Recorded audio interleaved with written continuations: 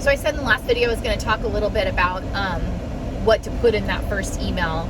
So based on the lead source, it's really important the conversation you have in the first emails. So if it's a third-party lead source like KBB or Edmunds or Auto Trader, you want to stay away from when do you come in for a test drive or something like that, because it's a little too aggressive at that stage. They're right at the top of the purchase funnel. They haven't even picked what they're going to buy yet, right? So trying to nail them into a test drive when they don't even know what they're going to buy yet or see the value in buying is really, really too aggressive. So the conversation needs to be, hey, is there a time? Please reply and let me know of the best time I can speak to you by phone so I can figure out how to best suit to fit this vehicle purchase into your needs.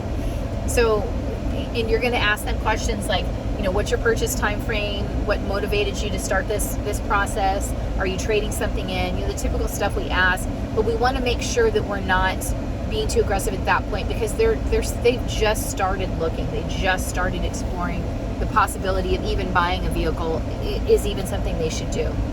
So you really want to kind of gingerly handle that one. Thank you so much. I know you're looking at this F-150. Great choice, by the way.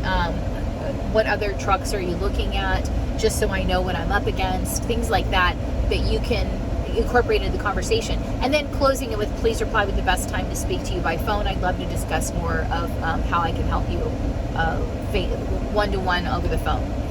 Or if you prefer text messaging, ask them what the device is that they would like to use. Phone call or texting or email, whatever works best for them.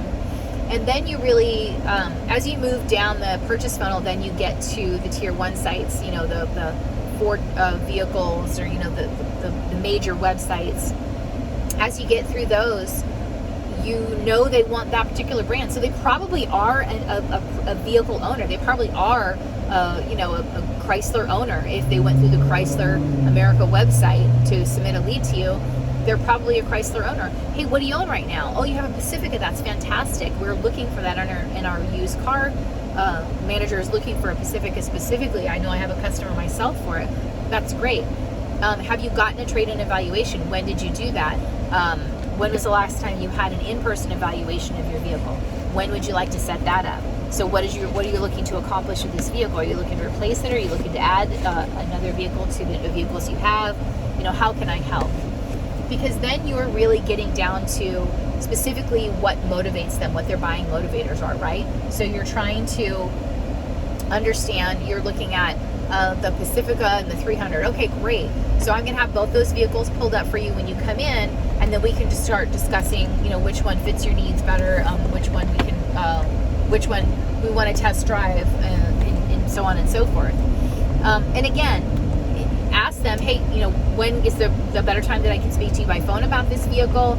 Would you prefer that we speak by text messaging? How would you like to communicate?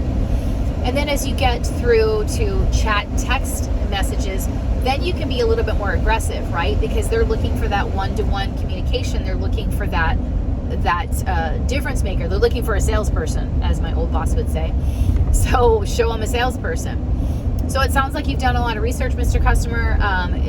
You're just asking, it's just a matter of pricing at this point. I tell you what, I do have some time today and a little bit tomorrow, because I really don't want you to have to wait for me. I'm happy to wait for you to come in. I don't want you to have to wait for me.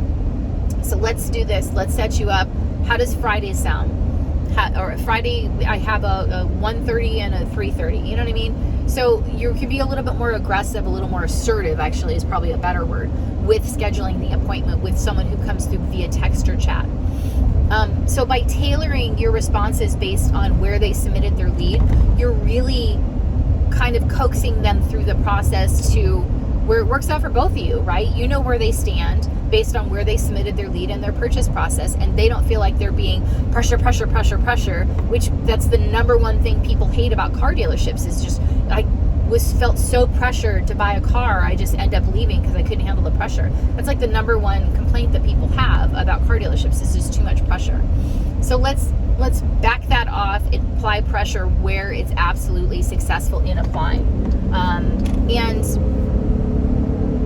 of course, I'm speaking in very general terms. Of course, there's always little, differences, quirks here and there that make a difference in how you communicate with one lead or another. But by and large, in generalities, that's the formula that I would use actually when I'm speaking to my different lead sources.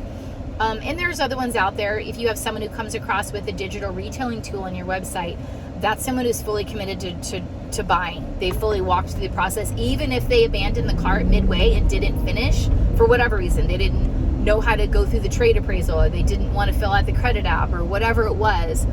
That's still someone who's very, very much committed to buying a vehicle. So the first phone call needs to be, all right, so I need my used car manager to look at your car.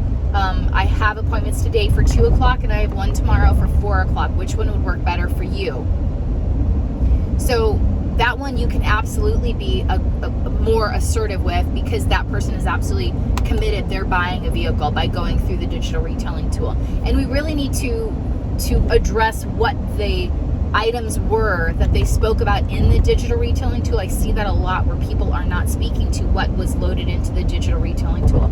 And I think that's to your detriment that you do that, because there's a lot of customers that will take the time to fill out all of those all the line items in a digital retailing tool, and then for them to go through that whole process and then us not to address it, I just think is it can be frustrating for a customer from their aspect. So very much read through what they applied, what they added in, what they omitted in the digital retailing tool. So if you know for a fact they skipped over the trade, okay, why did we skip over the trade? Are we not trading anything in? Fantastic. We skipped over the credit application. We're paying cash? Fantastic. So whatever it is, you can overcome it. It's just better if you address it right off the bat, as opposed to trying to start them all over from scratch like they never submitted a single piece of information to you. That's going to work against you more than for you. So take the information that you have, use it to your advantage, and it'll help you build the rapport faster with your customers. So I hope that helps you. I'll see you guys next time. Happy selling.